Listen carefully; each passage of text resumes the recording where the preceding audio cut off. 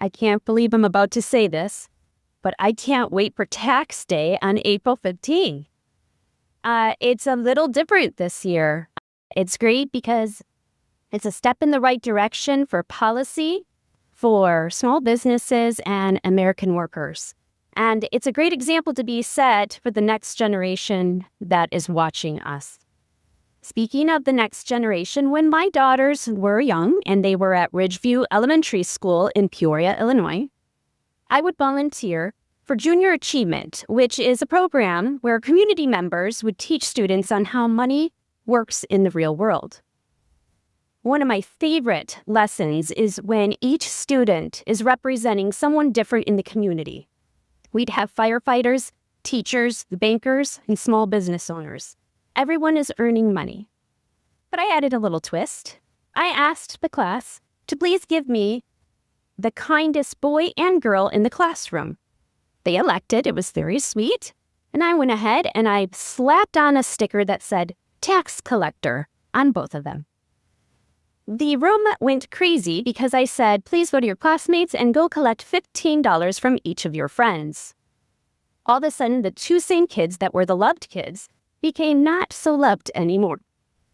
So, at this point in time, when the room is getting very crazy, I am saying to them, well, let me explain as to the why behind it. Because we need to pay our firefighters. We need to pay for the teachers. And so some people understood. Some people were trying to negotiate. And one little boy said he hated homework, but taxes are necessary and we rely on them. But they also have to be fair. The FICA 45B provision is a small business provision that helps a lot of salon owners, such as myself. And basically, we have very tight margins in the salon beauty industry. And we've been carrying a tax burden that has been completely unfair, where it is something that our restaurant industry has had over the years since 1993.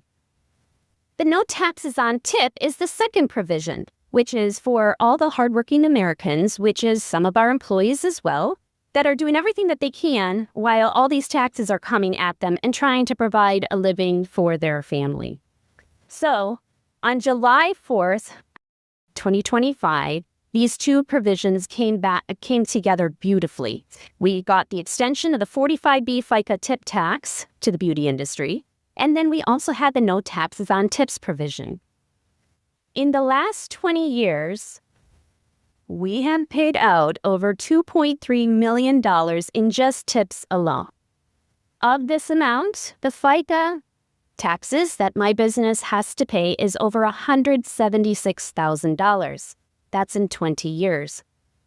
Meanwhile, since 1993, my restaurant friends have been able to get this amount back where we have not.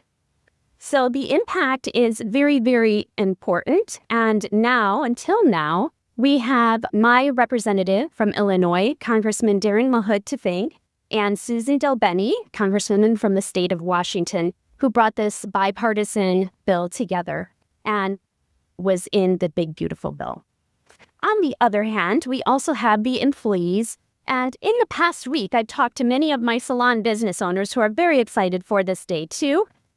Von Hahn in California shared that she received about $38,000 in tax credits across 2 locations. Brandon from Texas is using the savings to fund 401k. Brian from Georgia is looking to maintain the health insurance for their employees. And best of all, Jenny had told me from Tennessee that one of her stylists called her ecstatic that this was a substantial tax amount that then she is now going to pay down for her car loan and a family vacation. So what we are seeing here is also a changed behavior. We have owners who are now being more compliant, and we also have employees who are willing to report their tips. This is a win for everyone. There's still opportunity because there's a significant education gap where there are salon owners and people that do not know how this works and how to receive this credit. But now is the work that we need to be doing is to make sure that owners, employers, and tax professionals understand how to access it. Because when policy is done right and implemented well, it doesn't just change tax returns, it changes lives. And we need to change those junior achievement materials for the next generation.